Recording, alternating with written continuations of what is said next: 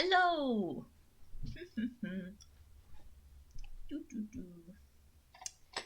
So, we are getting ready for another prologue run, and this time I am aiming towards Rumple's route. So, I actually have a plan for this week. I'm going to play the full prologue, but for next week, because I remember from last time, chapter 1 is really long, longer than I remembered it being. So I'm thinking I'm gonna do chapter 1 up to a point, and then stop in, not the dead center, but like, stop before the end of chapter 1, and then do the next week as the latter part of chapter 1 and chapter 2, because chapter 1 is extra long, chapter 2 is extra short. So I was thinking about doing that to balance them, so. And since it's Rumple's route, I even was thinking a great place to do that shift in chapter 1 would be probably right around where Rumple's introduced.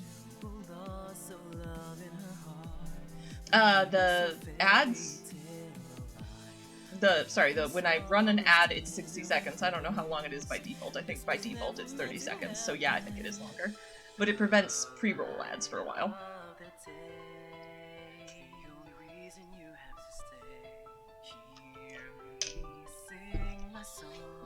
Alright, so here's hoping that the game writers are good enough to make me like Rumple.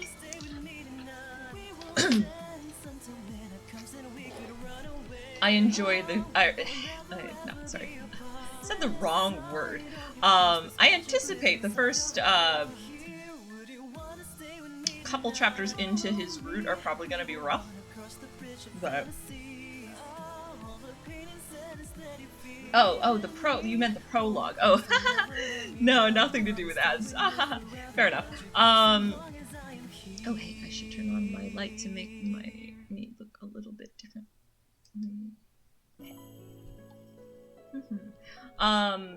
Yeah, well, the prologue is, I think, a relatively normal length, but, alright, so we've got, oh, hey, where's the cursor? Why is the cursor black boxed?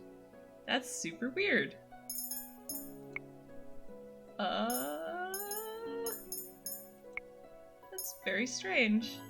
Maybe I should restart? How do you tell the game which route you're doing? If you recall, at the end of chapter 2, you select. You get to select the one you want.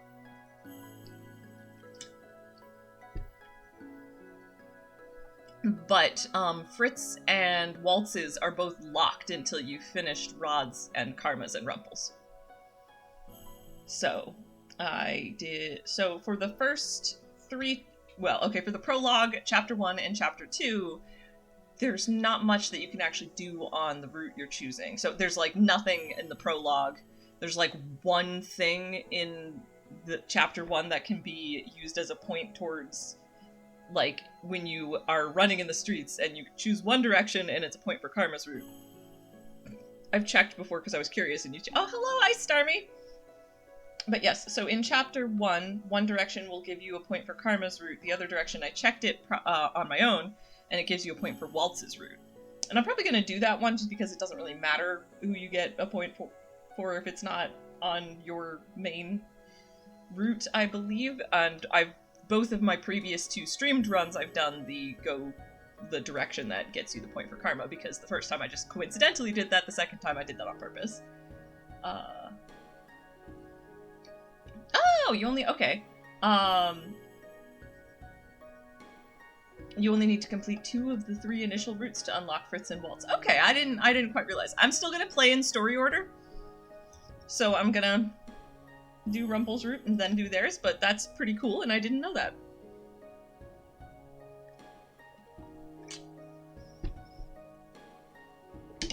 So yeah, at this point, we could skip ahead if I were going to, but I'm pretty determined to play this game all the way through, so. And by skip ahead, I mean we could skip ahead to Fritz's route and then Waltz's route. Like, if I got like midway through Rumple's route and I decided I hated it, like maybe, but again, I'm really hopeful I have a decent amount of faith in the writers of this game. They have made me really like both of the other routes. More so than I thought I would. So I am hopeful that they will do the same for Rumple, and that Rumple will learn life lessons and become less annoying. Although reading his lines is going to be exciting because I did a bit of a voice for Karma, but I have like a whole, even more elaborate version of that voice for Rumple, so that's going to be exciting. But we're not going to get there until even chapter 1. So the prologue is going to be exactly the same. If I recall correctly, there's not a single choice you actually make in the prologue, so we're just going to get a recap of the story, because I figured it would be good for anyone.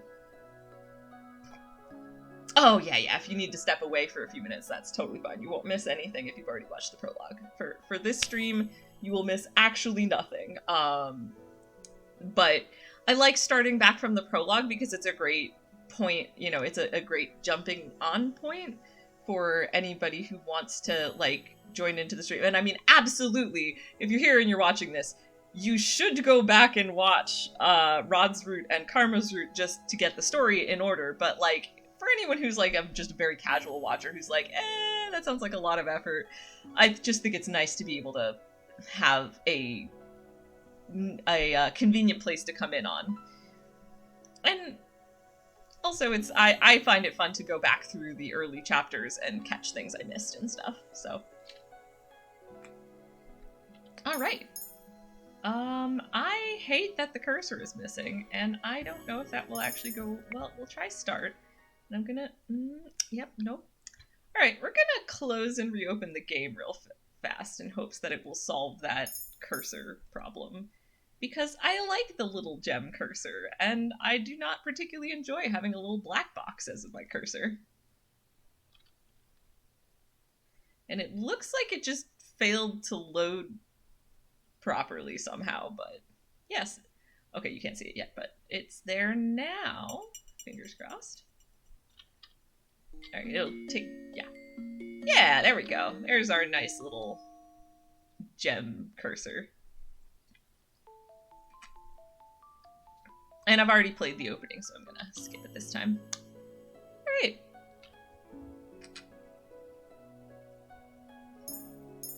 So let's get to it with a whole new... I would not like to refresh myself with the basics. We are replaying the prologue, we don't need to replay the tutorial.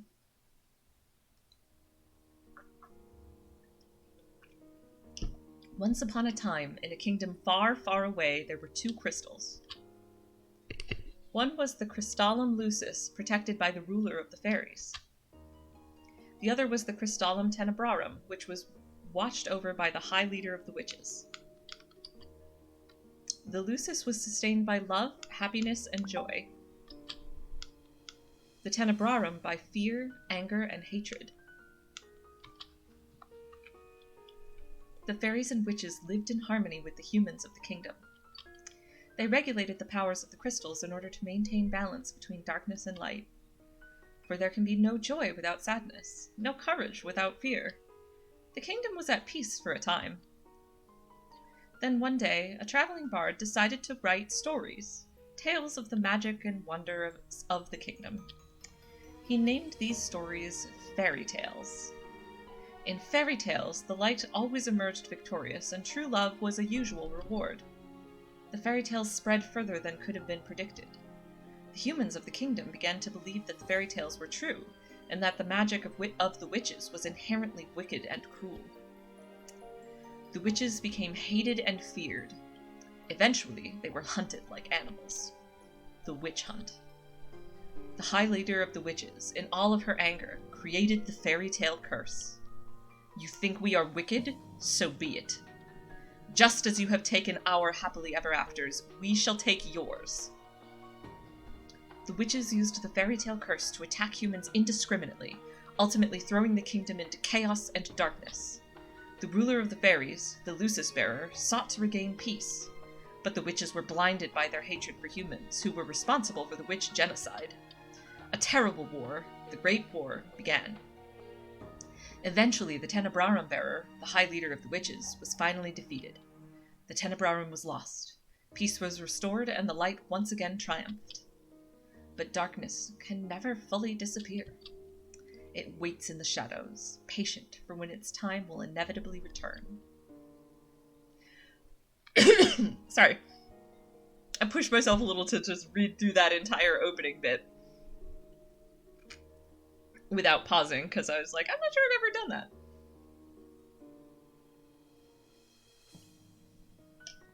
that. So yeah, as we've seen in the prologue before, the witches had a very legitimate gripe. And the lengths that the Tenebrarum bearer and leader of the witches went to was also partly influenced by, like, the Tenebrarum crystal itself. She, you know, understandably was very overwhelmed by dark emotions, because she was feeling an awful lot of them, as were many other witches. And it sounds like there were always good and bad witches, but then with the whole, you know, witch hunts, and as the game itself says, the witch genocide, there turned more and more witches were like, did that so be it thing, and we're like, alright, if you're all gonna believe that we're wicked no matter what we do, we're gonna be wicked. And, you know, also not helped by the influence of the Tenebrarum crystal, because the reason there had always been at least some amount of bad witches is because it's established, at least in one of the routes that we've played so far, one of the two. I remember them actually saying that the Tenebrarum crystal, its influence, it can actually cause witches to turn darker and crueler, if they, like, aren't careful, basically. So, it is difficult in some ways to be a good witch. It is far more difficult to be a good witch than a good fairy, especially when all of the people that you're working with are suddenly turning against you, and the humans are, like, trying to murder you and all of your people, and the fairies are doing nothing. You know, interestingly, in a way, I feel like the fairies have a problem that is not wholly dissimilar to the witches in terms of getting too strongly influenced by their crystal. Like, I wonder if actually under the stress of the war and the witch hunts and stuff, if the reason that our leader of the fairies is just so useless and so ineffectual could actually be because she got too consumed by the light crystal.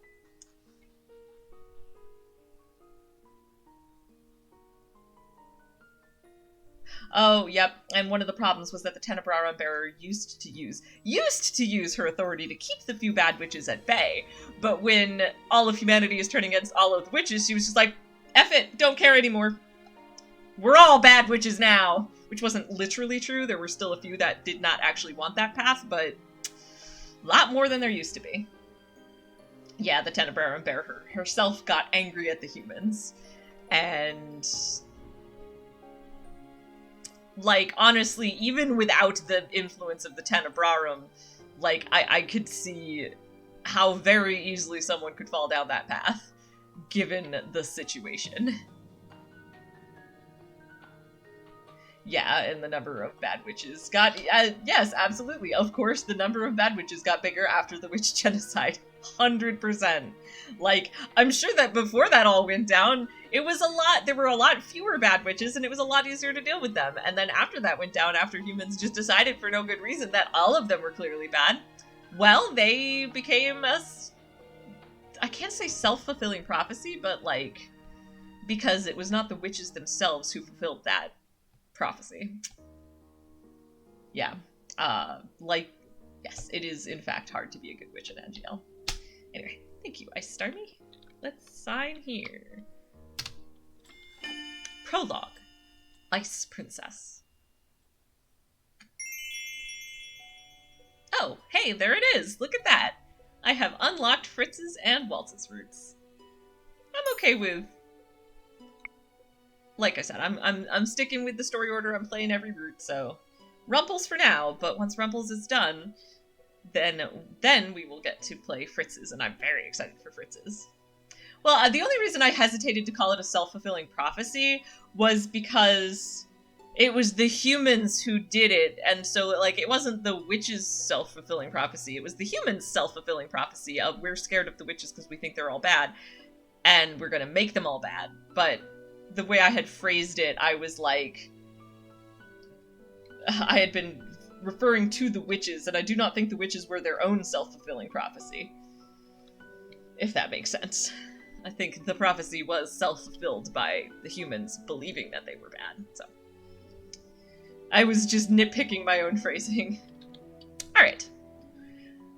My name is Lucette Riella Breton, daughter of King Gennaro Breton III. I am the crown princess of the kingdom of Angiel. At least, that is who I used to be.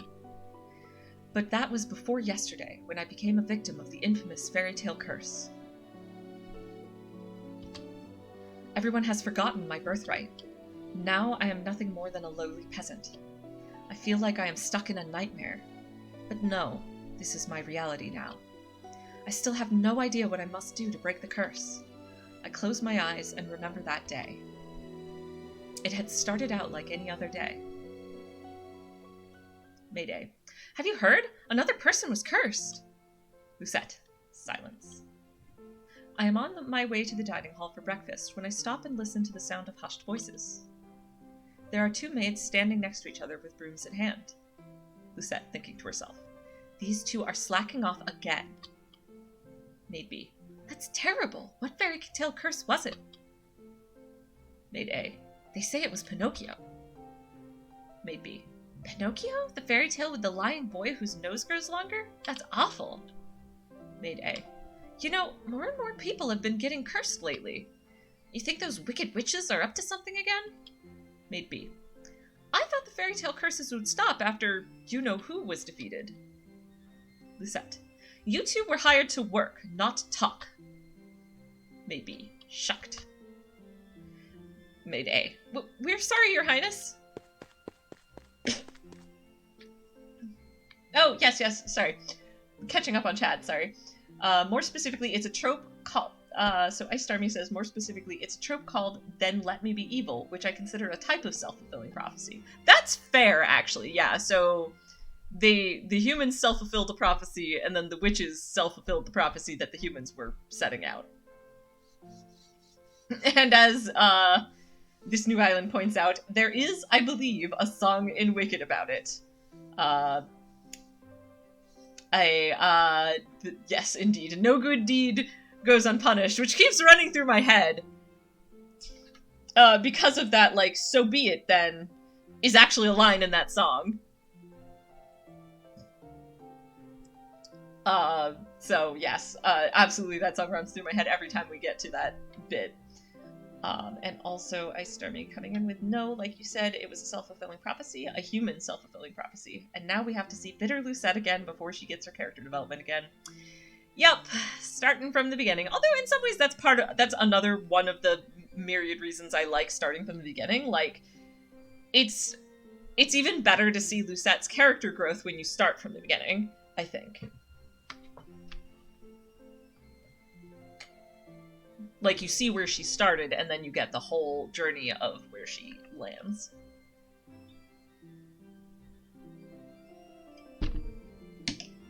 Right, so Lucette says, as can only be expected from the likes of them. Silence. Thinking to herself, another fairy tale curse. The fairy tale curse started spreading even before the Great War began. I do not have much interest in its effects, even now. After all, most humans probably deserve to get cursed. The victims are weak. Angiel would be better off without the dead weight. Lucette, thinking to herself, if it were up to Mother, the cursed would have been banished from Angiel the instant they fell prey to it. Silence. I mean, to be fair, maybe that was a thing. Oh, you'll have to listen to the song that, yes, No Good Deed Goes Unpunished from, I think it's just called No Good Deed from the Wicked soundtrack. It's pretty good. It's the moment where, like, you know, Wicked being the story of the Wicked Witch of the West and how she wasn't actually a Wicked Witch, but then she just sort of hits a point where, okay, every nice thing I've tried to do for anyone ever has blown up in my face, so fine, I'm done. I will be wicked.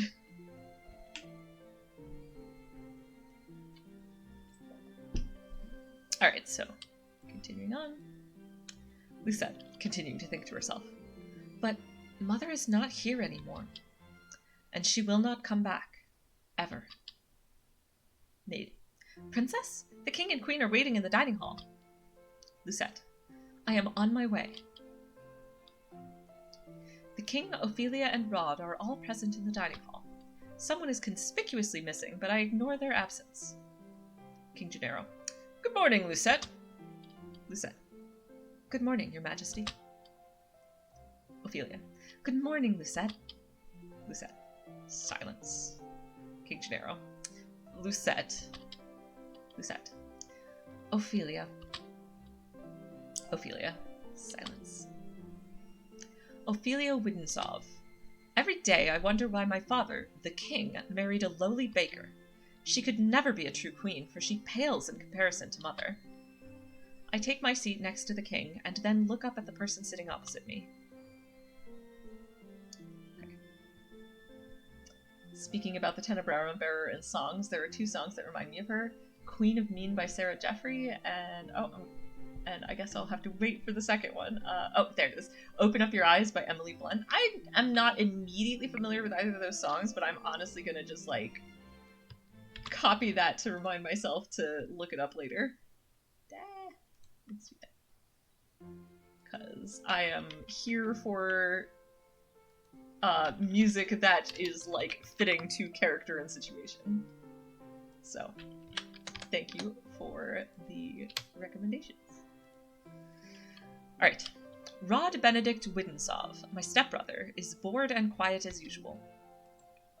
He is 2 years my junior and is the younger of Ophelia's children. He is mute and uses a plush bunny to voice his thoughts. It was apparently given to him by a fairy. Rod. Silence. He minds his own business and is easy to deal with. But his older sister... My eyes go to the empty seat beside him. Lucette, thinking to herself. She is probably the most infuriating person I have ever had the displeasure of knowing. Emmeline. I'm so sorry I'm late. I was reading and forgot the time. Lucette, thinking to herself. And here she is. Emmeline. Good morning, dear father, mother. Good morning, Rod. And good morning to you too, Lucette. It's a beautiful morning, isn't it? Lucette. Silence. Emmeline Widensov, Rod's elder sister and my stepsister. She acts as if we were blood, as if she too were born a princess. As if she could be the crown princess. Perhaps steal my place. I will never let that happen. King Gennaro. Now that everyone is here, let us begin. Butlers glide inside with silver trays to carefully serve us breakfast. Ophelia. So, Emmeline, you were reading the fairy tale books that the king brought you? Emmeline. Oh yes, there are so many and they are all so wonderful. Thank you so much, Father. King Gennaro.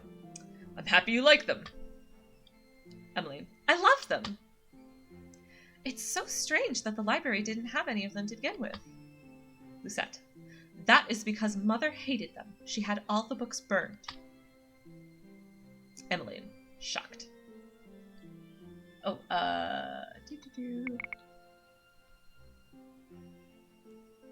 I'm gonna copy those additional song recs, and just for anyone who might be watching the VOD later,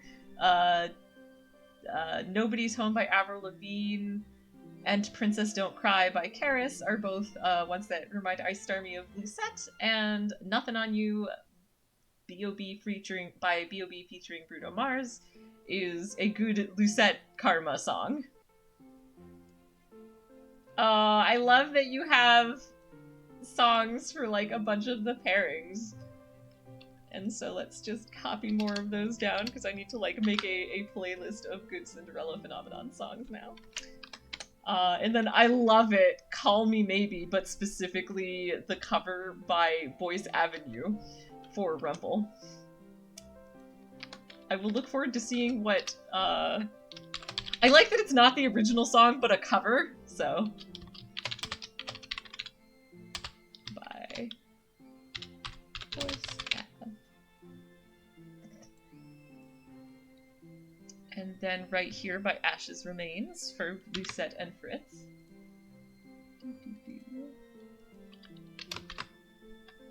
And I'll check back for possibly more later. Emmeline. Right, so Emmeline is shocked. But why? They are such charming stories. Lucette. Fairy tales mislead humans into believing they can have things they do not deserve. Fame, riches, love, happily ever afters. King Gennaro. ... Lucette. And when their wishes do not come to fruition exactly as they want them to, the humans blame the witches for granting them in the first place. King Gennaro.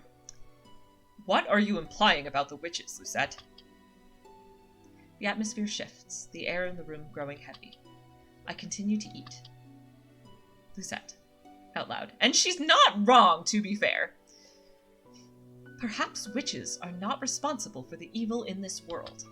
Perhaps humans are the cause of their own downfall. Which, I mean, on the one hand, yes, she got that from her mother, but on the other hand, she's not wrong. King Gennaro. Have you any idea what you're talking about, child? Witches have caused nothing but pain and suffering to this kingdom.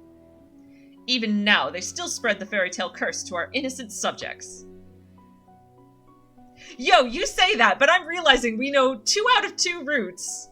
Actually, and you can include Lucette's curse as well. I don't really think Lucette's curse is as justified. But, like, Rod went and asked for his fairy tale curse. Like, literally, he was the one who sought it out. Karma was legit an asshole and got cursed for good cause. So, like... Yeah, no, I'm really with Lucette on this, like... And I mean, it's made clear just from the prologue, witches are not the source of all evil. And yes, maybe a lot of the witches are maliciously making the curses worse than they need to be, but like, oftentimes there is a degree to which so far the humans, I'm sure there are some humans who have just been totally innocently cursed for no good reason, but a lot of people are still getting cursed with reason. Alright, and we have more songs. 1,000 Years for Lucette and Waltz. Oh, that's an interesting one. I look forward to seeing how that ends up feeling applicable. Boyce Avenue cover for 1,000 Years as well. Fair enough. Oh, because Boyce Avenue is from the guy's perspective. Oh, yep, that makes sense for why the cover of Call Me Maybe, because it's obviously would be Rumpel saying that.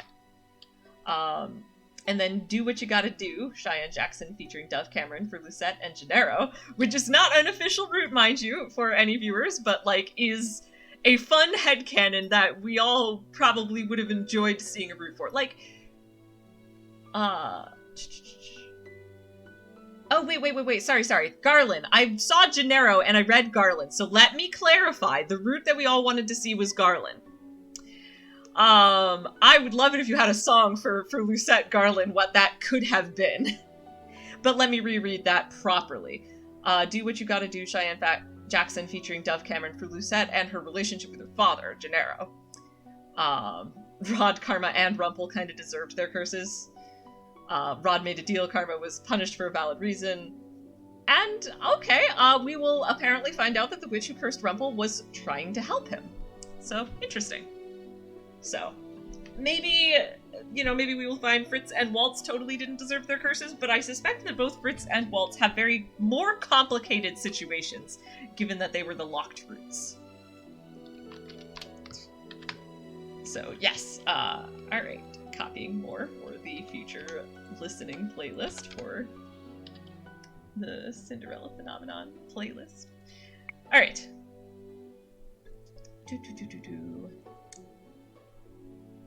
Right.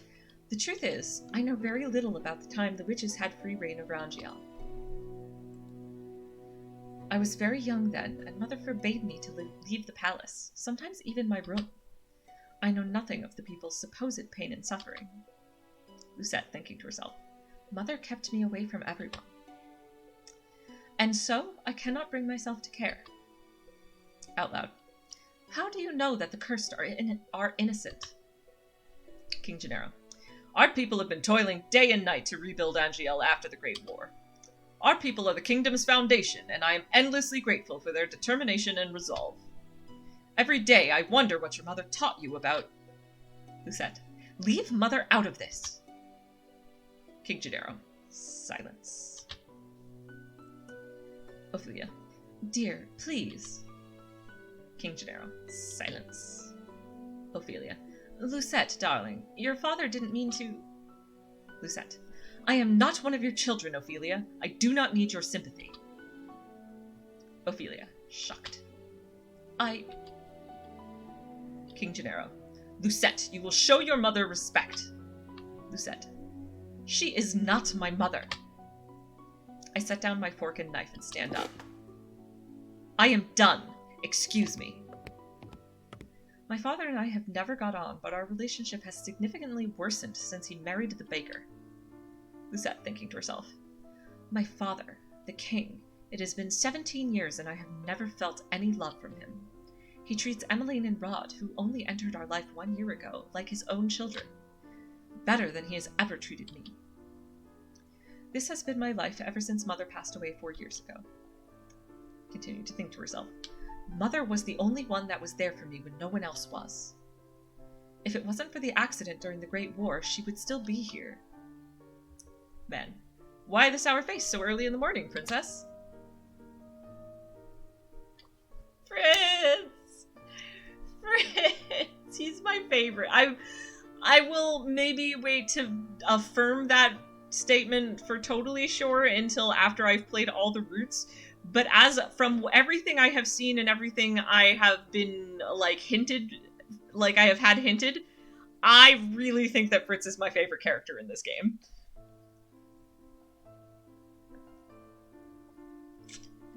And I'm still kind of smarting from how the last route ended, or rather, a thing that happened in the last route. Fritz! Anyway. Oh, more songs. Excellent.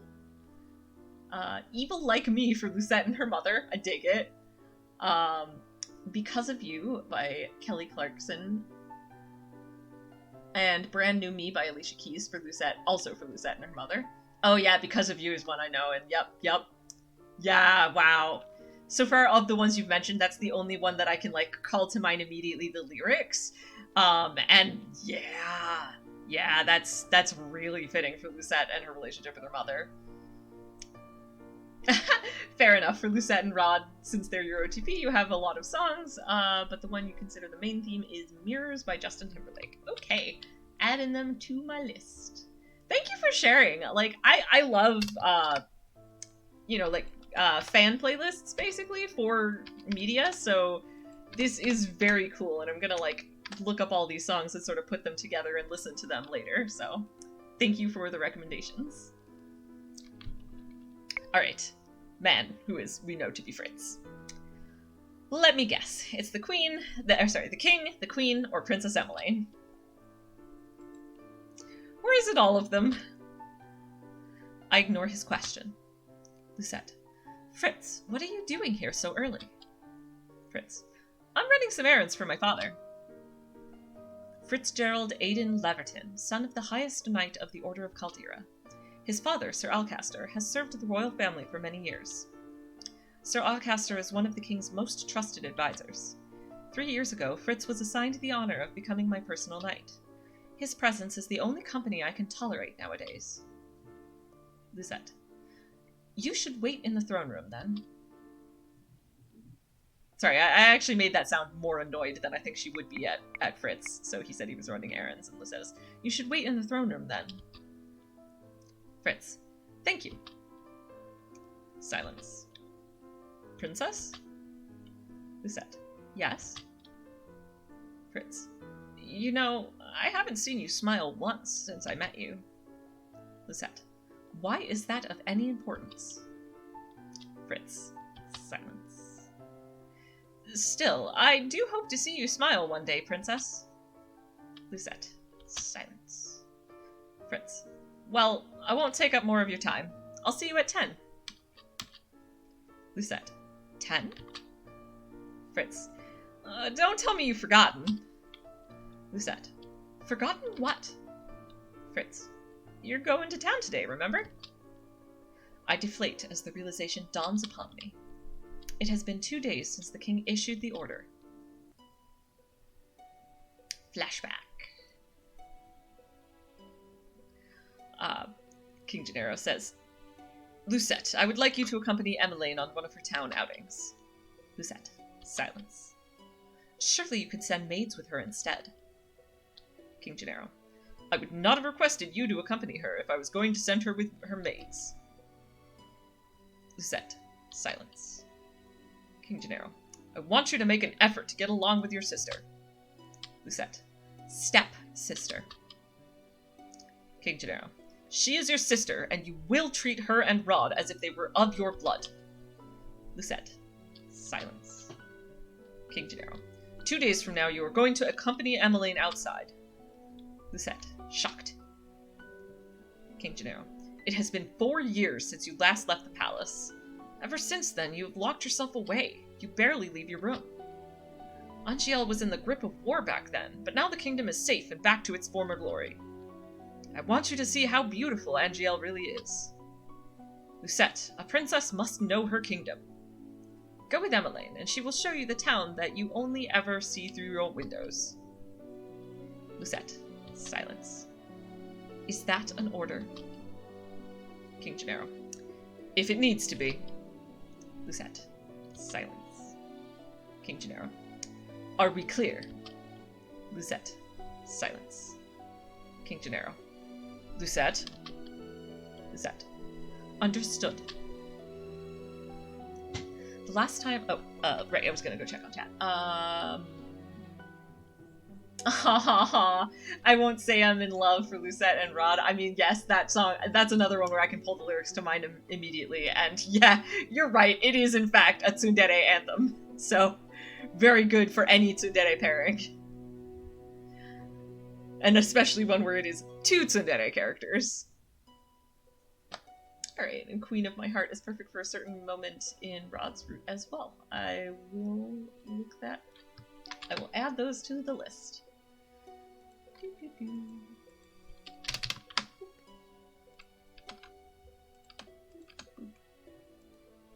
Alright. The last time I left the palace was 4 years ago, when the king took me with him to check on the people after the Great War had ended. I shake my head, removing myself from the memory. Lucette, thinking to herself, I am safe here. Fritz. Princess? Are you alright? Lucette. Silence. Fritz. It won't be that bad. The townsfolk are good people. Lucette. How can you be so sure? Fritz. Silence. Times have changed. People change. Lucette. That is precisely the problem. Lucette, thinking to herself, Mother never changed. Mother loved me until the end. Did she, though? So things we know from the previous 2 runs, Lucette's mother was incredibly emotionally abusive. Like, I mean, there's already been the evidence for it, like the stuff like, mother kept me from ever meeting anyone else ever. Bad sign, generally. Anyway, Fritz. Silence. Sometimes change is for the better, Princess. I think you'll see that today. If you'll excuse me, I shall see you later. Lucette. Delora, do you think witches are capable of bringing back the dead? Delora. Silence. Lucette. I wish you could talk to me, you and the others. My dolls are my only friends. They are the only ones I can trust. Aww. Man, what has life come to for Lucette when she can't even trust her dolls? Did an ad? Yeah, I'm seeing you recently ran an ad and must wait to run another, which makes me think that an ad might be running, because it would always accuse my eyes. So I'm gonna hold just in case.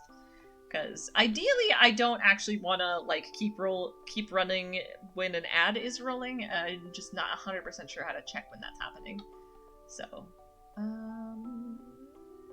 maybe it already happened and I missed it. But well, I'll worry about it later.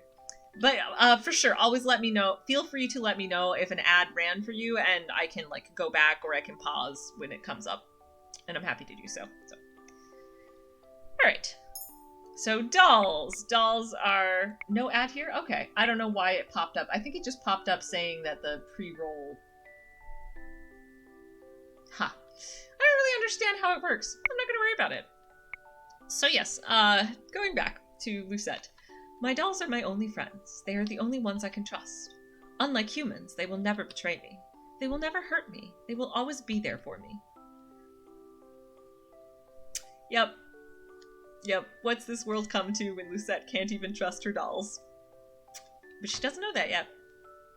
The moment I saw Delora, I knew she was special. She was different, so elegant and realistic, it was almost as if she was breathing. She was a gift from the king on my 17th birthday. I only started receiving dolls from him when Mother passed away. Mother does not believe in birthday celebrations. But every year at midnight, a letter would appear under my door. It would contain instructions leading me through the palace on an adventure to a room filled with gifts, cakes, and sweets. A child's dream. I'd been fascinated by the dolls, which had always held a little greeting card. A card with the words, "I love you," on it, signed by M. The card would tell me to keep those celebrations a special secret, but I didn't need to be told that. Mother always found a way to show me she still cared. In her own way. The secret celebrations had stopped as soon as she had disappeared. Alright, so I'm going to pause there, just comment. So I imagine we won't actually find out the truth behind the secret celebrations for a little while yet. Probably not until one of the two last routes. But there is no way that was her mother. I don't know who it was, but I absolutely do not believe that her mother would do that. I mean, unless there was some piece of her mother that's still from before she'd been overcome by rage and anguish and the Tenebrarum crystal that still was there that was doing that, but more likely somebody else was doing it for her and wanted to keep it a secret from her mother. So, that said, the secret celebrations had stopped as soon as she had disappeared. Lucette. Yes? Maid. Excuse me, Your Highness. The king has requested your presence. Lucette, thinking to herself. This better not be another lecture. Out loud. Tell him I am on my way. Lucette. I will see you later, Delora. Delora. Silence. Man. Oh. Good morning, Your Highness. Lucette. Silence. Out loud. Sir Mithros. Sir Mithros, the royal advisor. Father trusts him a great deal, just like he does Sir Alcaster. Mithros. Every day you look more and more like your mother. Let's see.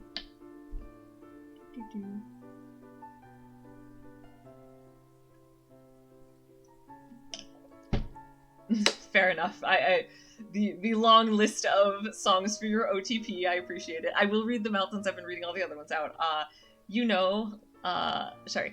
Liar by Camila Cabello, Trying Not to Love You by Nickelback, Bleeding Love by Leona Lewis, Clarity, Zed featuring Foxes, Shut Up and Dance by Walk the Moon, Never Knew I Needed by Nayo, Fallen for You by Colby Calet. Yeah, nice. So, as I would expect for your OTP, quite a list.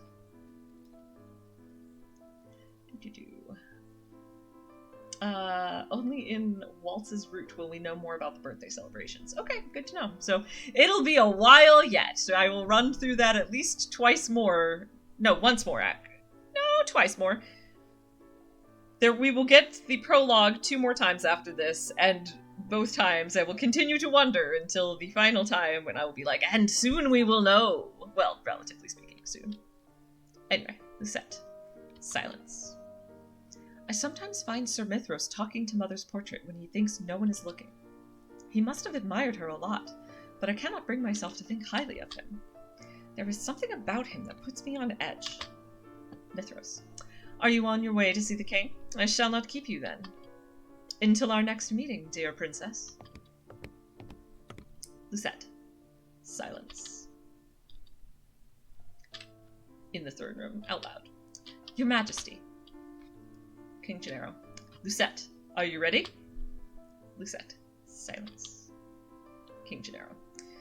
You will enjoy this, Lucette. I've heard the toy shop has lovely dolls. Lucette. Silence. King Gennaro. This will be good for you. You will get to know your sister better, and you will be able to interact with and learn about the people of Angiel, about our subjects. Lucette. I will not learn anything I do not already know. King Gennaro. Silence. Why do you always believe that the people around you are incapable of good? Lucette. Because I have seen how quickly people will betray and manipulate each other to get what they want. Mother warned me about human nature. King Gennaro. You do not see clearly, Lucette. If you would only open your eyes, you would be able to see how good people really are. Lucette. I believe I am already quite capable of seeing the true nature of people. After all, I have seen that there is no good in you. King Gennaro. Shocked.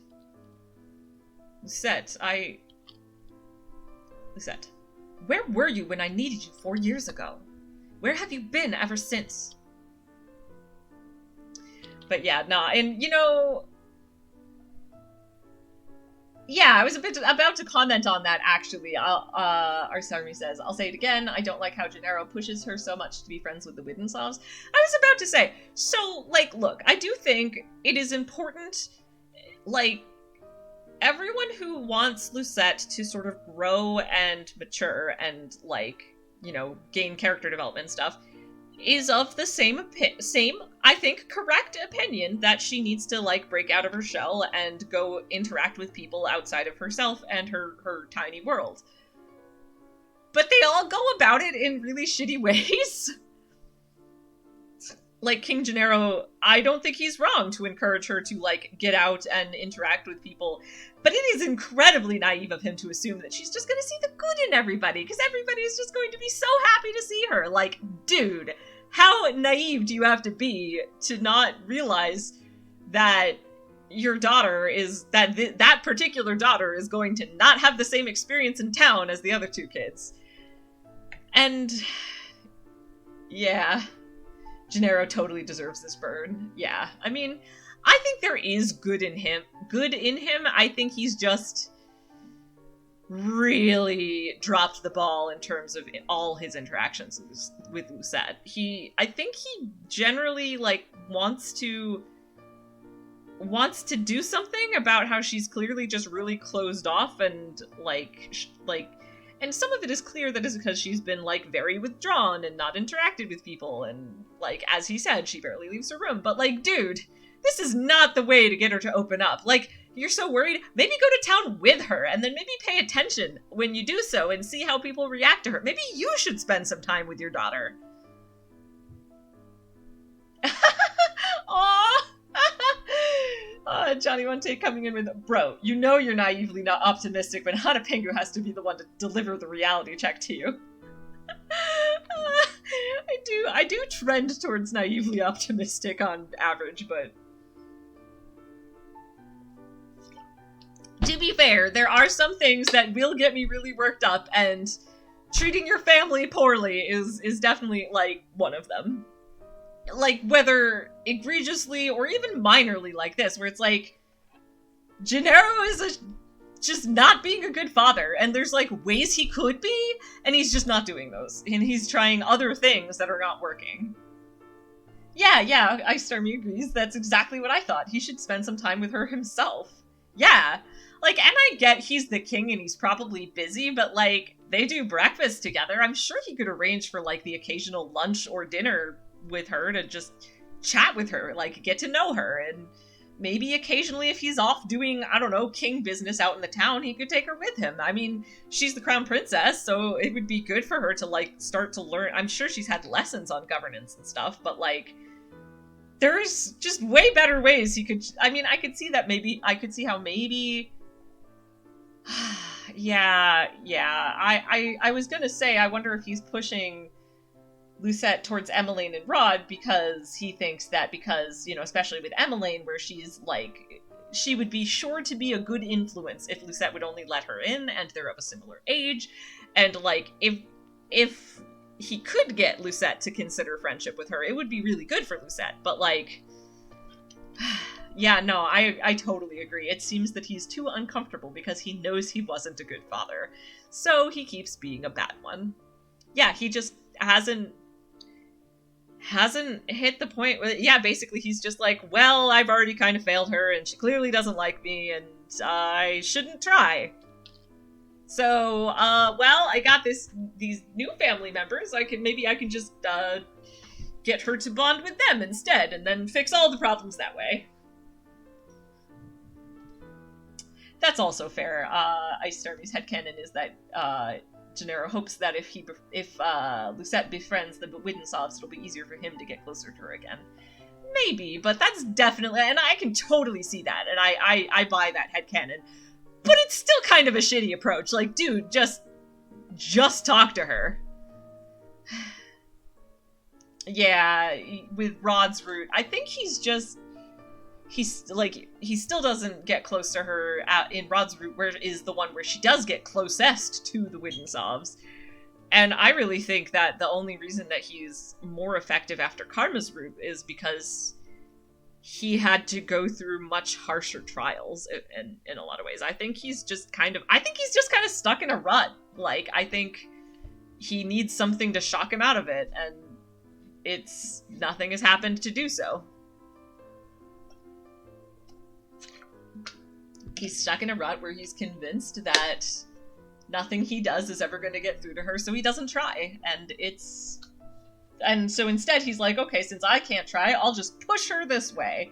And it's like, well, what if you took the energy that you're taking to try to force her to get along with people she clearly doesn't like, and you try and apply that to bonding with her your dang self?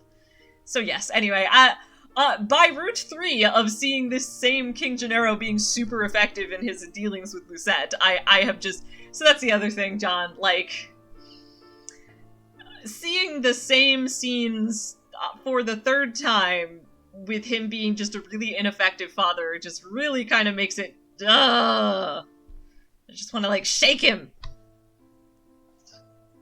Alright, so, back to Lucette reflecting on...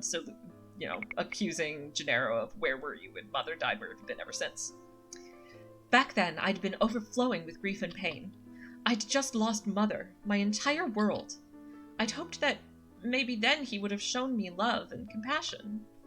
Even just a hug to let me know someone was there. King Gennaro. Silence. It had been a childish hope. I had been left alone. I did not see him for months, had barely even heard his voice. Lucette thinking to herself, you cannot rely on anyone but yourself. You cannot trust anyone but yourself. This is what you have taught me, your majesty. King Gennaro. Yeah, he's just kind of stuck in his own guilt, and he's just like, dude, you need to move past that and be there for your kid. Anyway, King Gennaro says, I know that I've hurt you. I know there is nothing I can do to atone for what I did. Have you tried to do anything to atone for it? Because it kind of feels like you haven't, dude. But please, Ophelia and her children are not part of that. They do not deserve to be hated. Lucette. Silence. Thinking to herself, in the end, they still matter more to him than I ever did. King Gennaro. Lucette. Lucette. Enough. I have already said I will go. King Gennaro. Silence. Everyone is waiting outside. I shudder at the thought of leaving the palace after so many years. King Gennaro. Lucette. It will be okay. Lucette. How can you be so sure? So I'm just gonna poke my camera up a little because I just noticed I'm covering part of her head. King Gennaro. Silence. Thank you for agreeing to accompany Emmeline. Lucette. I would not disobey an order from the king. King Gennaro. Silence. Lucette. Excuse me.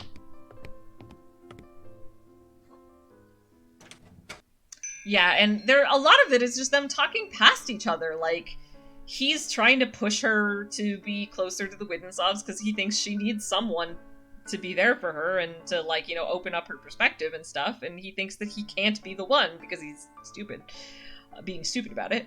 And I think he's trying to do it for both her sake, you know, her sake as much as theirs, but he's not communicating that, and so Lucette is just seeing, he just wants me to like them because he likes them better than me.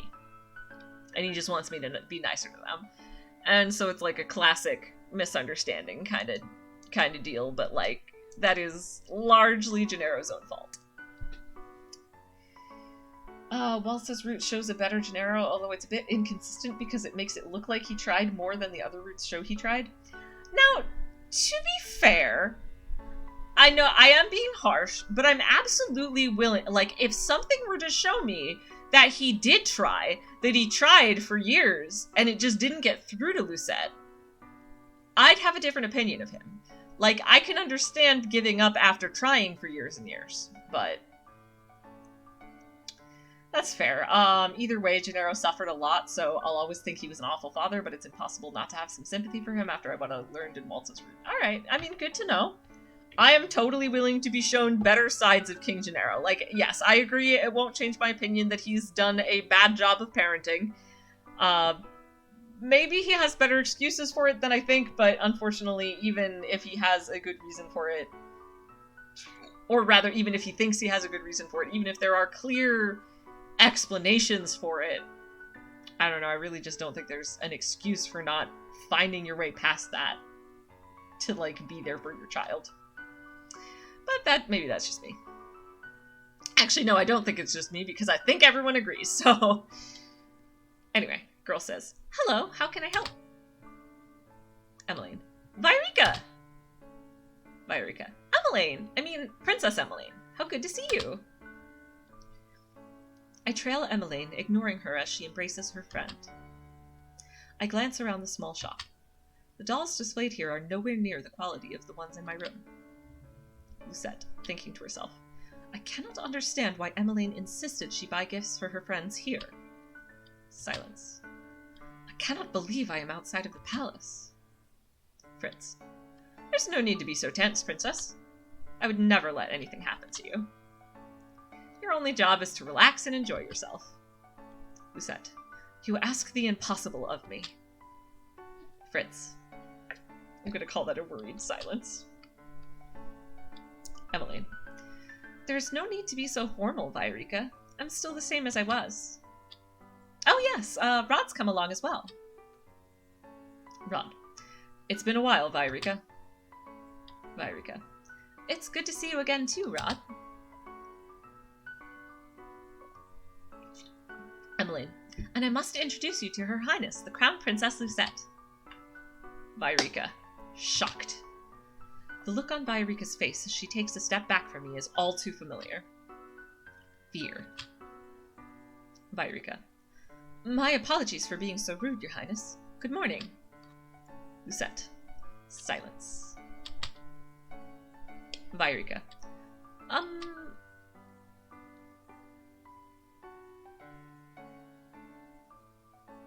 Emmeline. And this is Sir Fitzgerald, Sir Alcaster's son. Fritz.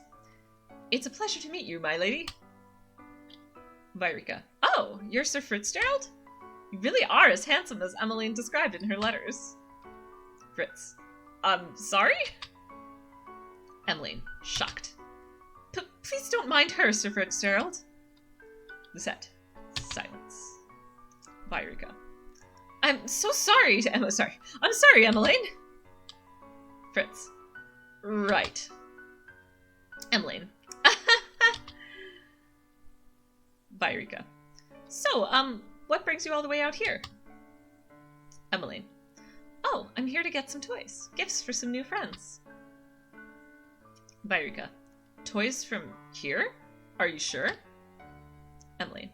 Of course I am. I cross my arms. Lucette, out loud. I would prefer we finish this errand as quickly as possible. Vyrika, shocked. Yes, of course. I'm sorry, Your Highness. Rod, silence. Fritz.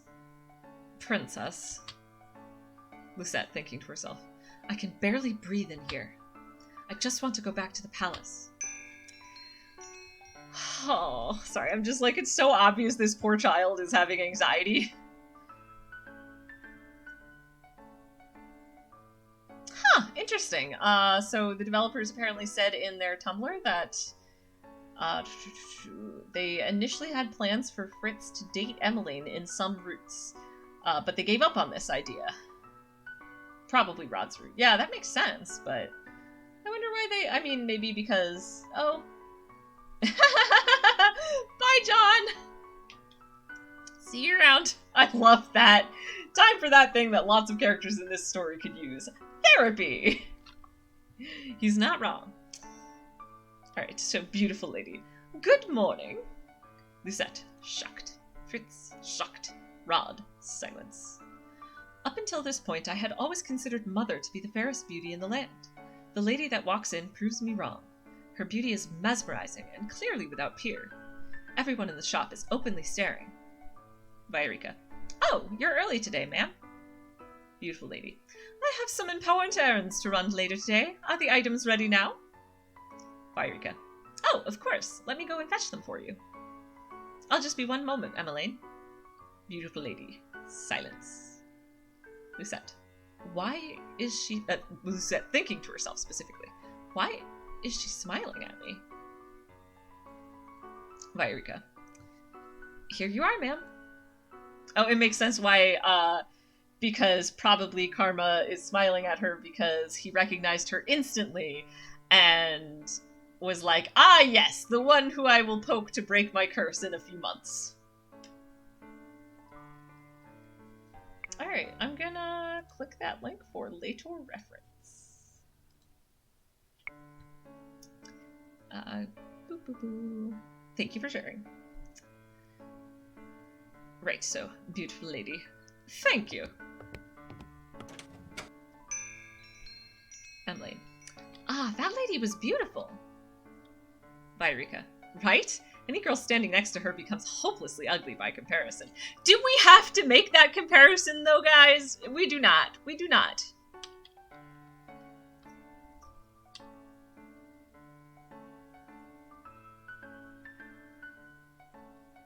Interesting.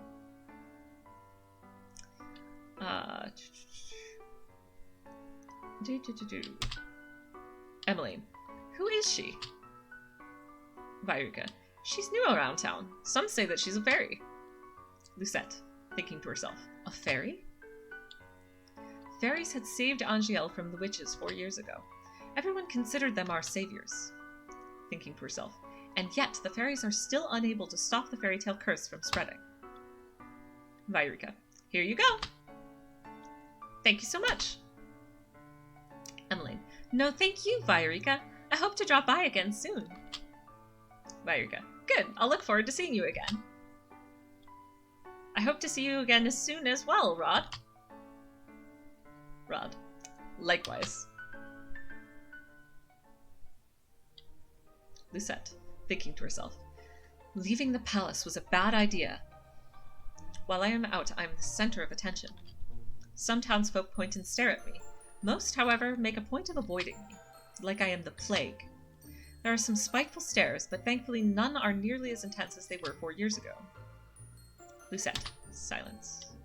Emily. I'm sure the townsfolk are only surprised to see you again after so many years. Lucette. Right. Fritz and Rod lag behind us, which leaves only Emmeline walking beside me. Lucette, thinking to herself. I cannot decide which is worse, the staring or her company. Emmeline. Oh, Lucette, look! A street performance! It's been so long since I last watched one. Lucette, thinking to herself. Street performance? Hello, Waltz. When you say he knows she's going to get cursed, he knows about Dolores and Faye's plan. Which he do you mean? I'm just gonna try to scroll back to remember who we were. Do you mean Fritz? Fritz knew? Because he seemed really surprised when, like, in all the routes. So, anyway, it matter terribly much, but we can come back to that later. But, and also, Emmeline, don't lie. You know the real reason why they hate her. Yeah, I mean, the best I could assume out of that is that Emmeline is being insanely optimistic, and she's like, maybe those aren't terrified and hateful stares. Maybe those are nervous unfamiliarity stares. Oh, karma. Okay. So he knows that... Okay, I'd totally forgotten that we had just seen Karma, and I could not place who you were talking about. That makes a lot of sense. I didn't actually realize that Karma knew in advance that she was going to be cursed, but I guess that would make sense.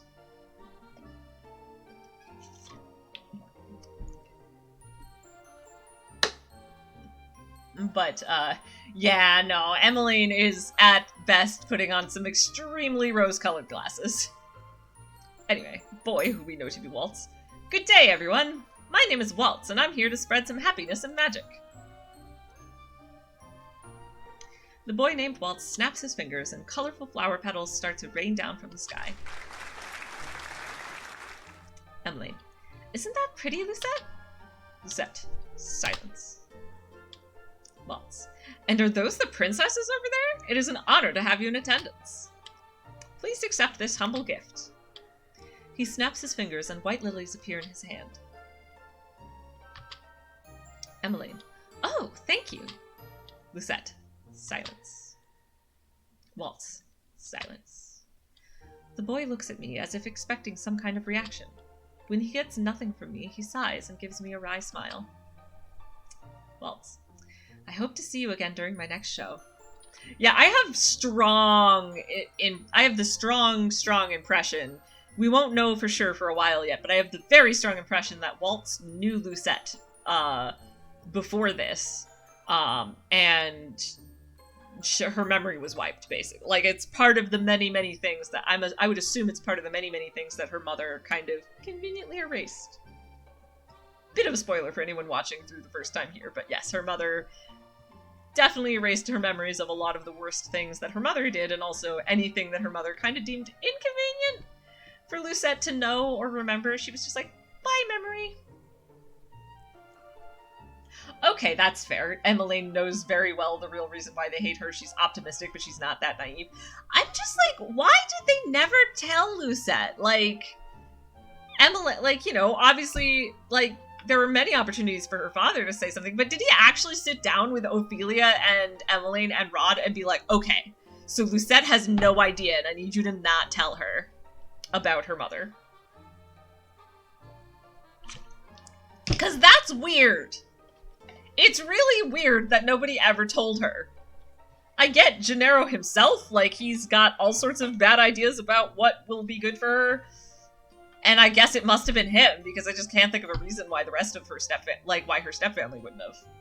But, Anyway. Emmeline. Walt says, I hope to see you again in my next show. And Emmeline says, we'll definitely try. He gracefully bows before moving back to into his area to perform more magic tricks for a gathering crowd. Emmeline. There are performers like this all around Angiel. I love them. Maybe someday we'll get to see some musicians, too. Those are my favorite. Lucette. I do not intend to leave the palace again. Emmeline. Shocked. But you don't like it out here? Rod and I grew up here. I love Angiel, and this is my favorite part of the kingdom. Lucette. Silence. Emmeline. I wanted to share this with you, Lucette. I know you didn't really want to come, but you still tagged along.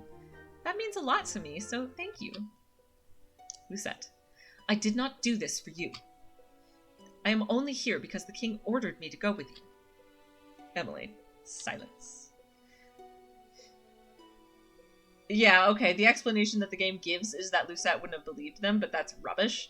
Lucette believed Delora and Parfait, so why wouldn't she believe her own father if he told her the truth? Agreed! Strong agree. Like, if he sat her down and, like, I get that she wouldn't have wanted to hear it right away, but he could have tried sitting down with her to begin with and say, hey, your mother's been lying to you. And then even if she went, nope, not hearing it, and ran away, like, he could have kept trying. Like, that's just the thing. At some point, King Gennaro just gave up on her, and I think that that's messed up. Emmeline. I just wanted us to be closer, Lucette. I would like to try and be your friend. Lucette. I do not want or need your friendship. Emmeline. Shocked. Lucette. No matter how you act around me, we are not and will never be sisters. I'd take care to remember that if I were you. Emmeline. But I... Rod suddenly grabs my hand, pulling me away from Emmeline. Rod. Stop. He is staring daggers at me. I think this is the first time I've ever seen him angry. Emmeline. Rod, don't... Lucette. Let me go. Rod. Silence. Lucette. Both of you ought to stay away from me. I feel the heavy atmosphere as I turn to look at the people staring at us. Their expressions mirror the looks of disdain I saw years ago. Anger. Disgust. Hatred. I begin to walk away.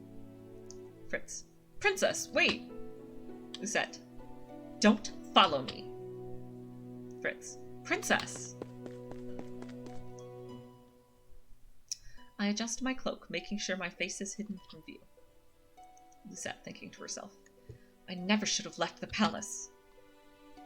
As I walk around, I watch the people bumbling down the streets. Thinking to herself. So carefree. They work so hard for so little reward.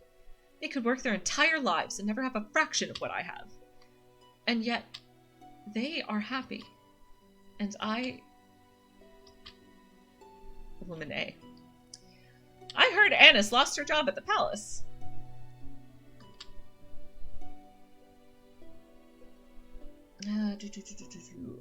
Interesting that Rod is the love interest that grabs her hand more often. Fair enough.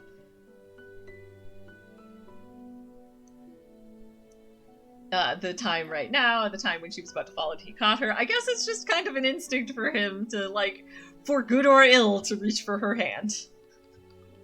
Because in that case, he was grabbing her hand in a distinctly not friendly way. Anyway, so woman A. Let's go back to the beginning of the conversation. Woman A. I heard Annis lost her job at the palace.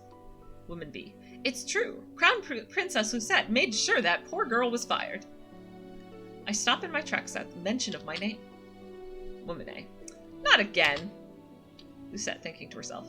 Annis? Was that the name of the one maid that tore Dolores' dress? If so, my decision to fire her was justified. A palace maid cannot be clumsy. Why should I tolerate poor performance? Lucette, thinking to herself. What did I do that was so wrong? Yeah, there's, I feel like we've talked about this a bit before in previous prologue runs, but I see why people are upset with her about it, but I also can kind of see her point of view, like, being a maid at the palace is, yes, it was just a doll's dress, but it's like, if she ripped a doll's dress, who's to say she's not gonna rip, like, an important personage's dress, and I can kind of see the concern there. I mean, maybe firing her entirely was a little excessive. Maybe it would have been better to, like, demote her to a different position where she wouldn't be, like, where she'd be dealing with less sensitive clothing, for example. Like, you know, maybe she goes works in the kitchen instead. Or something like that. But, like, so I can see where it's like, okay, it's harsh that her very first offense led straight to a firing. But I don't think that Lucette is entirely wrong, that that's like a non-trivial, like, yes, it was, in that case, it was just the doll's dress, but there is she's kind of not wrong. Like, I mean, it's weird to say, but, like, yes, a palace maid does kind of need to not be clumsy if they're working with really expensive stuff and such, so I see both sides of the story, is what I'm saying there. Because I can also totally sympathize with people where it's like, she made one little mistake. Oh my goodness. I can't believe that she was just fired out of hand for one little mistake.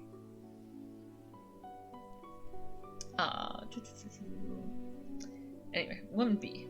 I know that, Annis. Hardworking and big-hearted. Very good with medicine. Shame she lost her job so quickly. Woman A. You know how hard the Crown Princess is to please.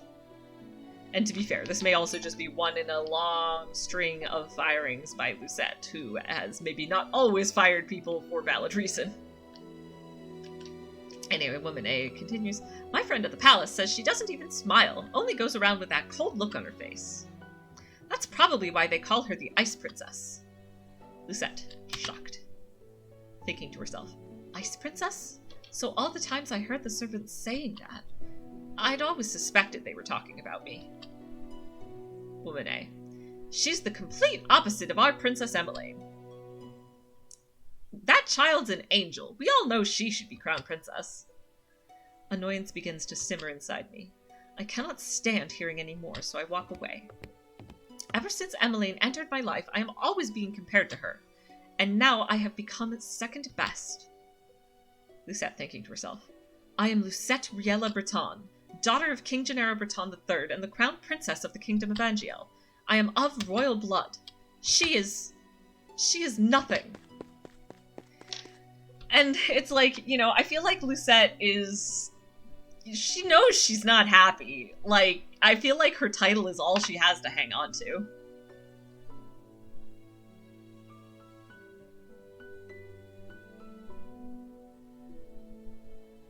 Yeah, Lucette wasn't totally wrong after all. She damaged something that belonged to Lucette, and anyway, even if it wasn't totally fair, it was the worst thing Lucette did in the whole story. Since this was the worst thing she did the whole story, we can see that she's not as evil as people say she is.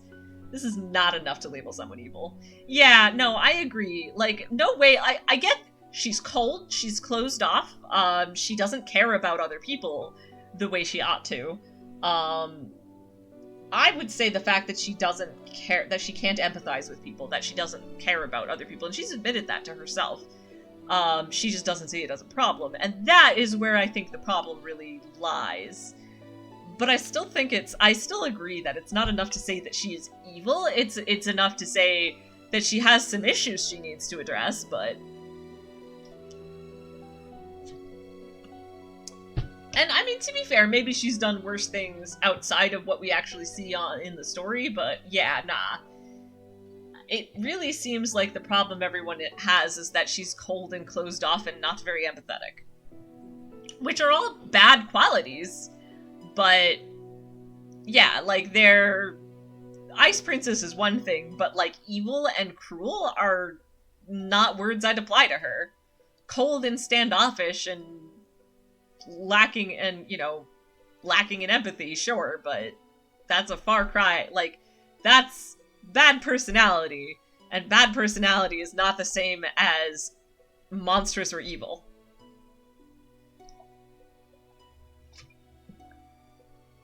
The most harm, it does seem like the most harm she's ever caused is firing maids for very small offenses. Fritz. There you are. Lucette. Silence. Fritz. Princess, you must come back with me. It's getting too late for you to remain outside. Lucette. Silence. Fritz. Princess? Are you alright? Are you hurt? I brush him off and turn away. Lucette. No need to fuss. Let us return to the palace. Oh, and the other thing I was gonna say, it's like... Oh, and as you say, and everyone seems to have a problem with the simple fact that she doesn't smile, as if she had an obligation to smile. Yeah, and that's also hugely problematic.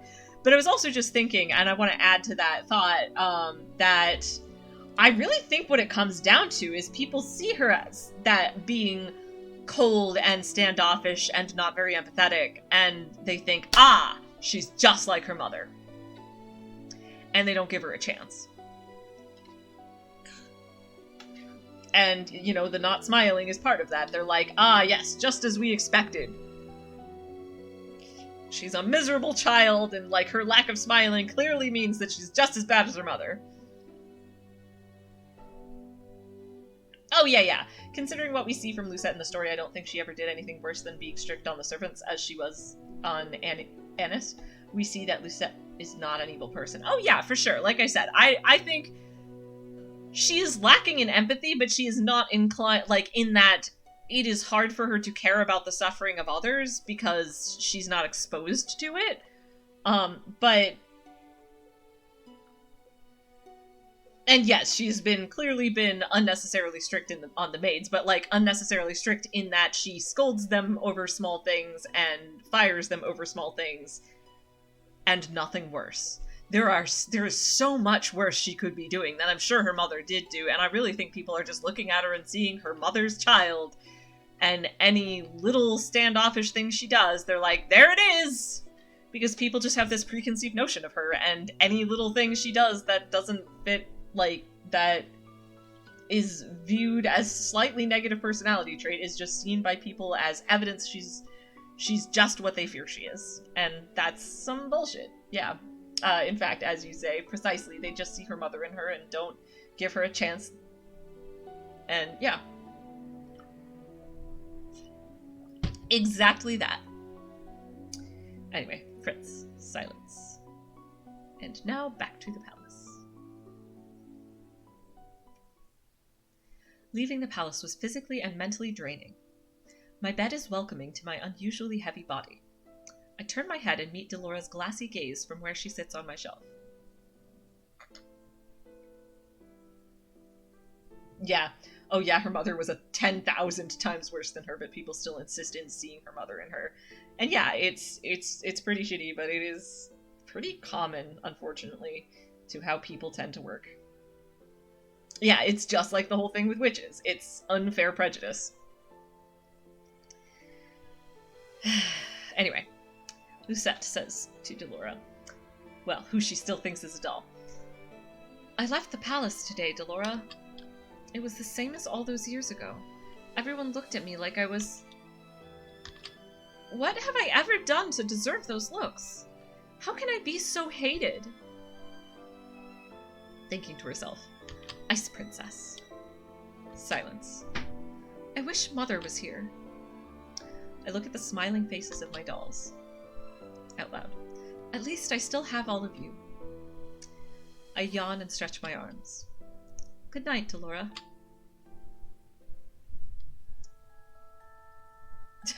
Yeah, these townsfolk are lucky that Lucette didn't really become evil like the Tenebrarum Bearer, since they were being quite unfair to her, yeah.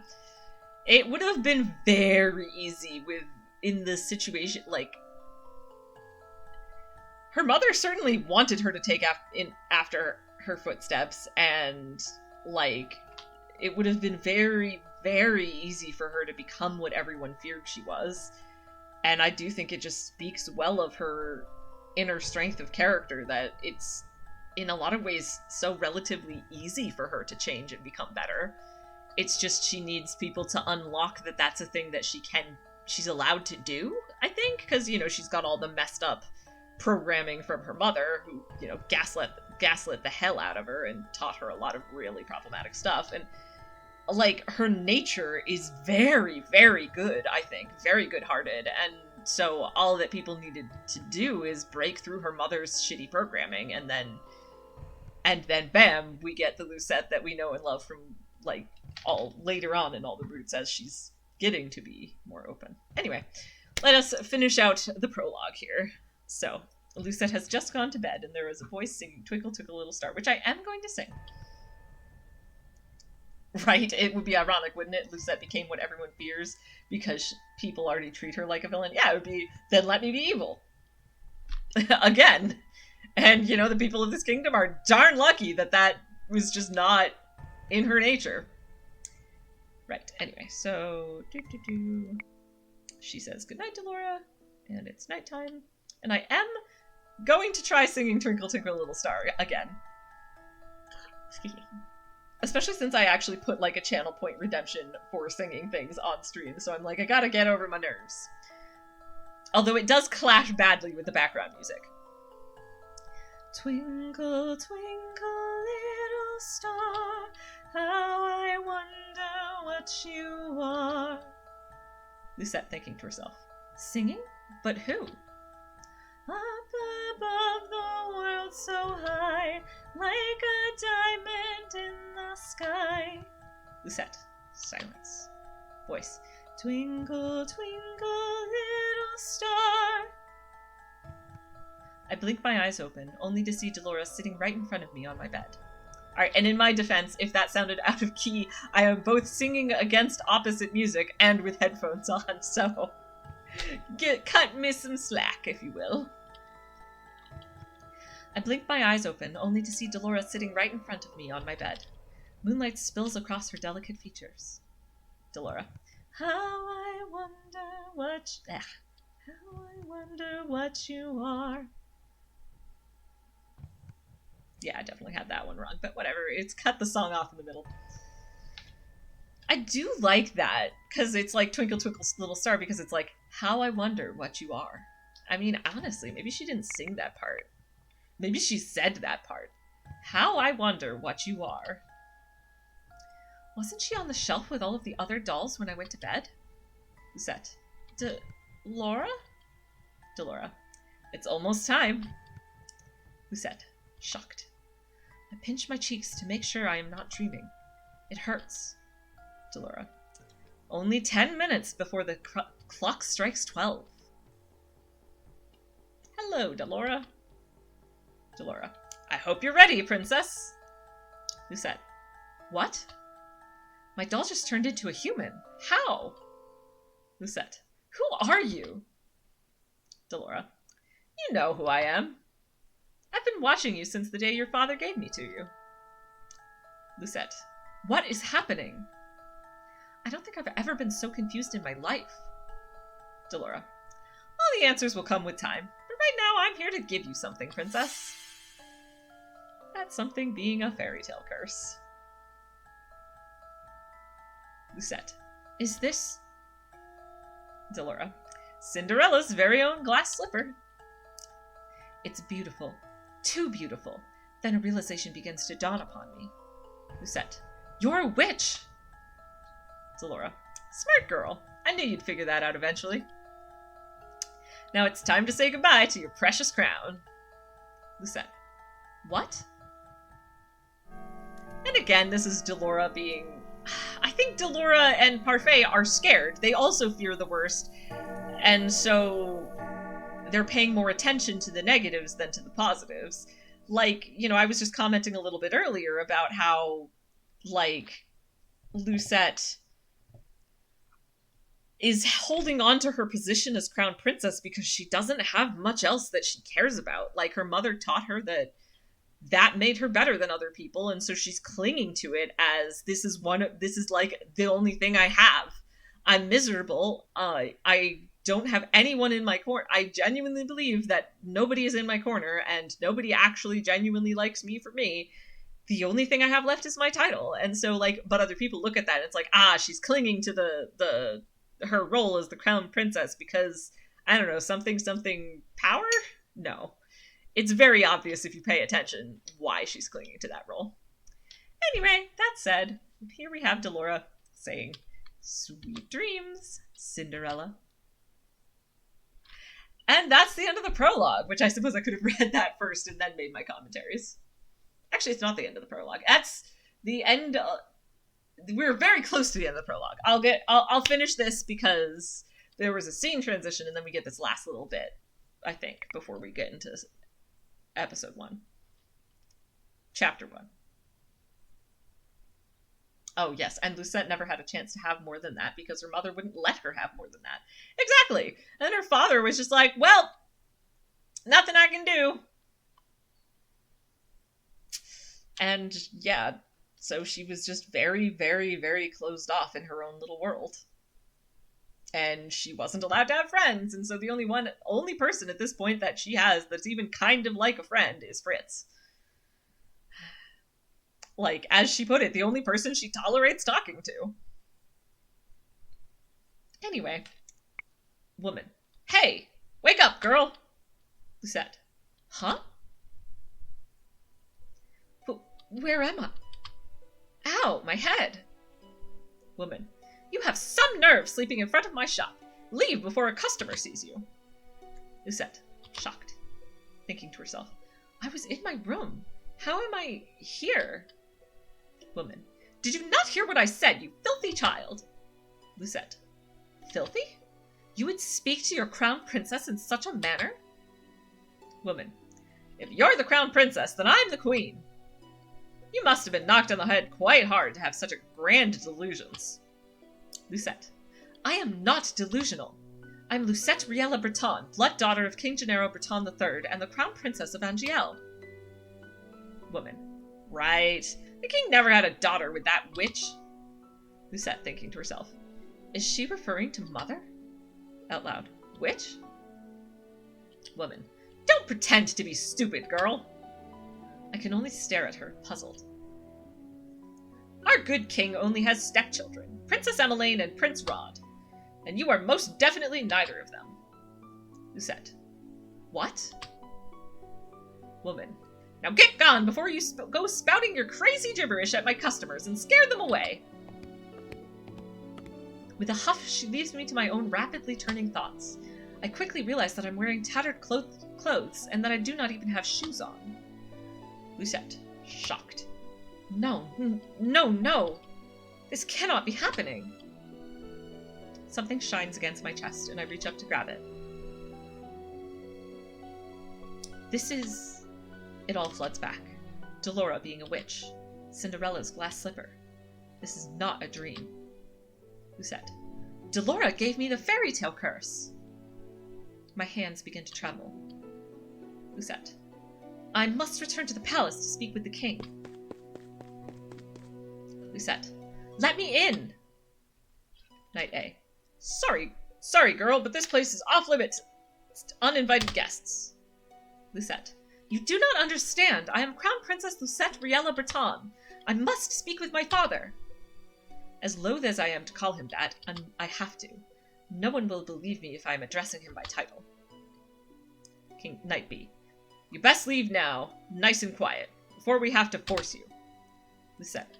If you would only... Knight C. Make way for the king!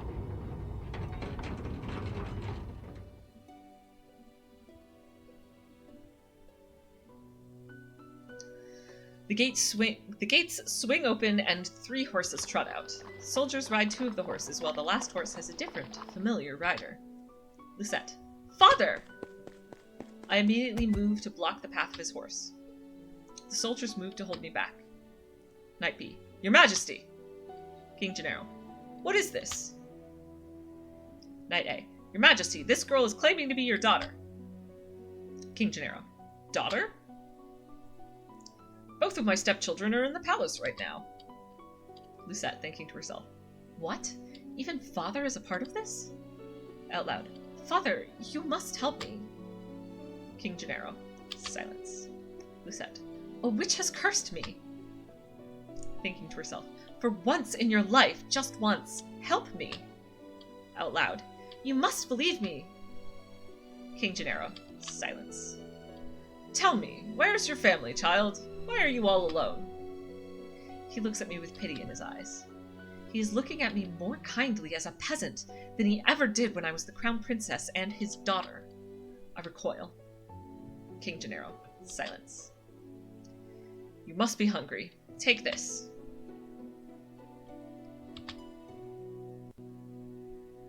This should feed you and your family for a day or 2.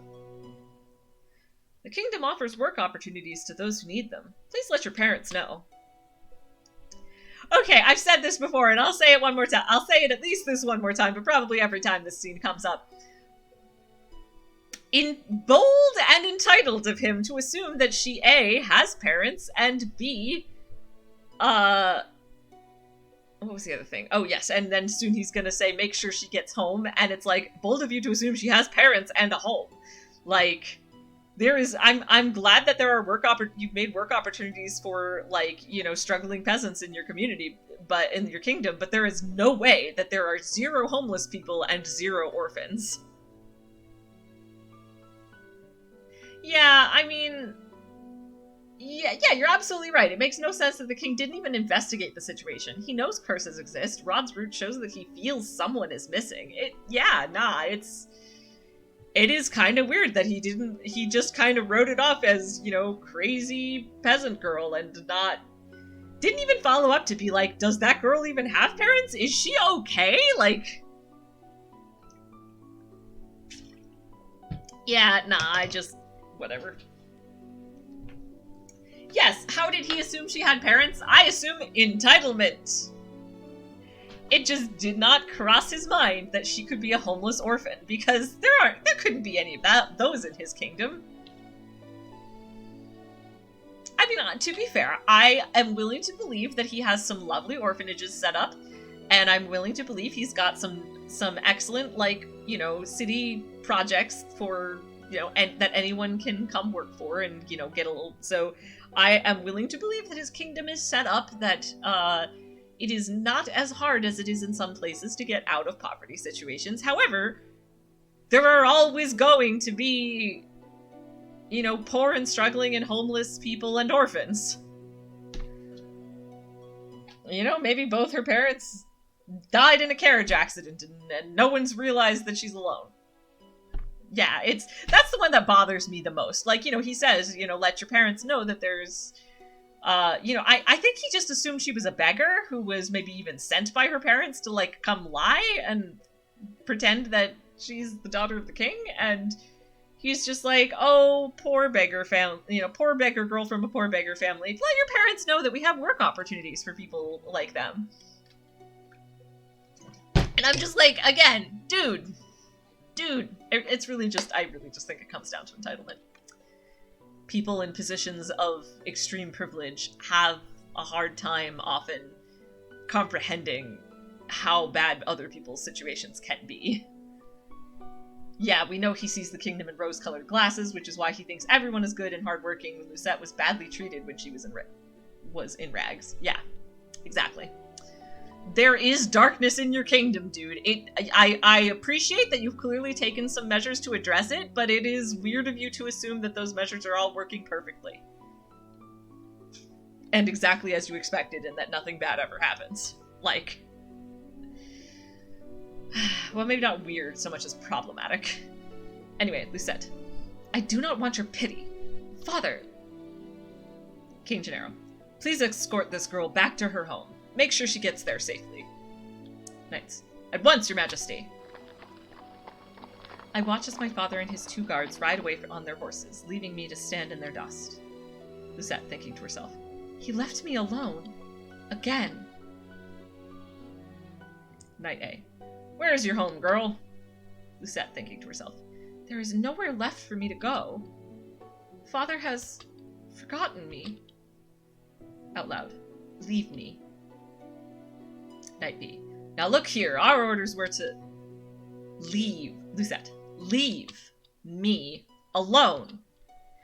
Now, to be fair, I also kind of think it's shitty of these knights to not follow up and be like, do you have a home? Or like, do you need us to take you? Like, as again, I'm sure this kingdom has orphanages, but like, they could have been like, do you have a home? Do you need us to take you to the orphanage? Like, do you need us to take you to the local shelter or church or whatever? But nope. I mean, it's even more, it makes even more sense for the knights to just not care enough when she's being reluctant, when she's being tetchy about being helped. But like, it's more the king I am once again disappointed in, because he is the one who's like, he genuinely wants the best for all the citizens of Angiel. I'm like, you know, maybe you should be a little more in touch with what's wrong for them. Okay, I'm sorry. I've been, like, really harsh on Gennaro this whole prologue. I'm just... Maybe playing it through for the 3rd time is just really wearing on my patience. And there's only been the one time in the end of the last route where he actually stepped up. So I'm still, like, smarting from how ineffectual he was through all of Rod's route.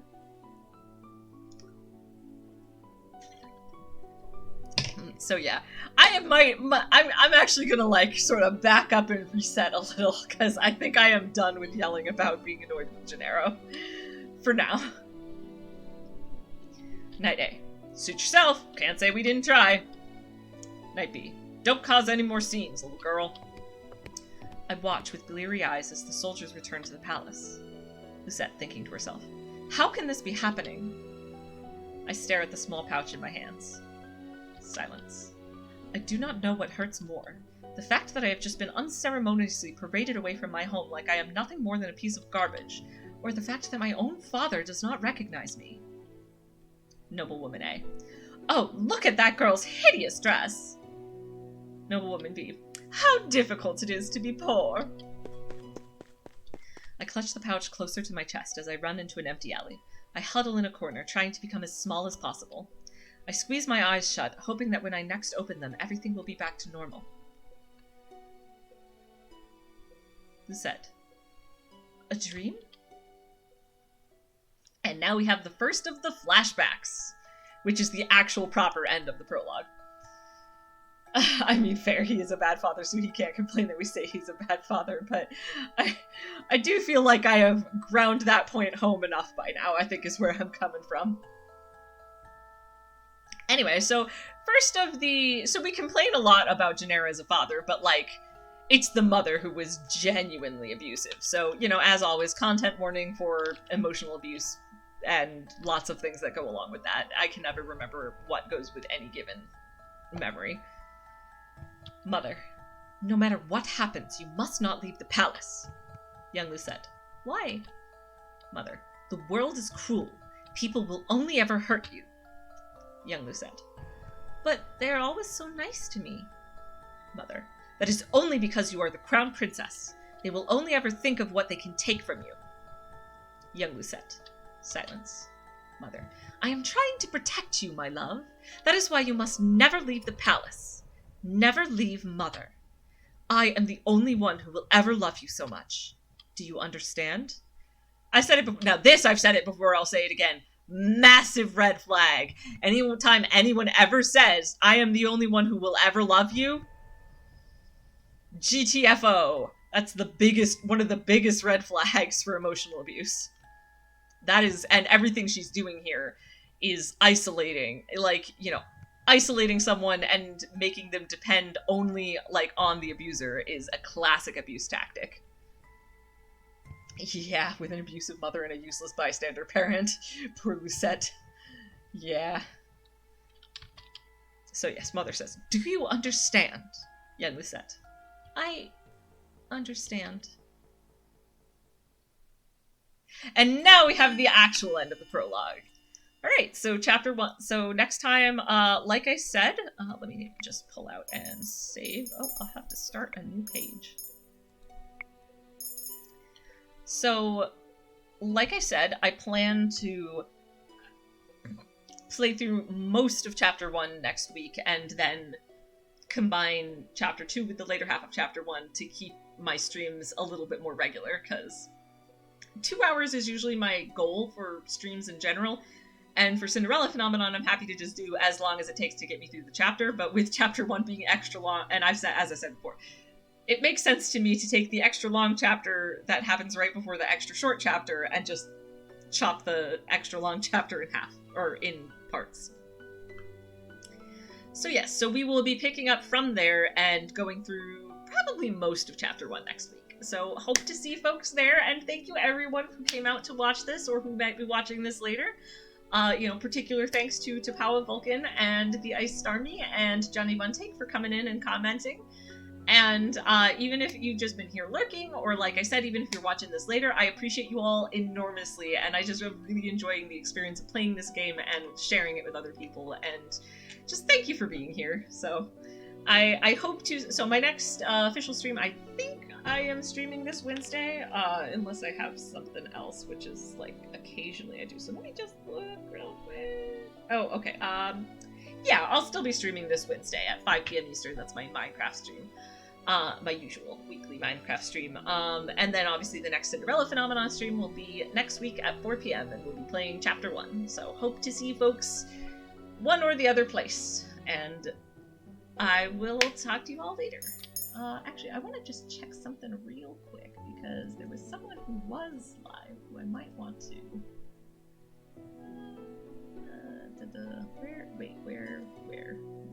Where's the thing I'm looking for? One moment. I mean, I don't really have...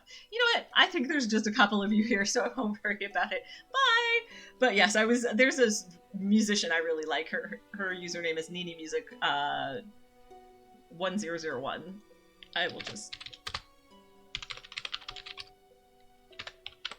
I know she had like just gone live before I did, and so she might still be live, and she's just a really cool musician, and people should check her out. And I'm like, maybe I will not raid a Twitch partner who I don't know very well with like 2 viewers, but go check her out. She's very cool.